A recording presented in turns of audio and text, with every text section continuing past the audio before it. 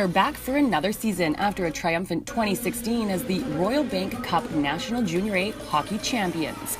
The West Kelowna Warriors are once again looking to continue their success from their championship season last year as they hit the ice in the first game of the season. Prior to the puck dropping, the championship banner was raised before a cheerful crowd. 7 players will return from last season's championship squad. Friday night in the home opener, the Warriors faced off against the Trail Smoke Eaters. The Smokies have finished in 6th place in the Interior Division in the past 3 seasons. The Warriors will play 2 games over the weekend, both against Trail. For Castanet News, I'm Jen Zielinski in West Kelowna.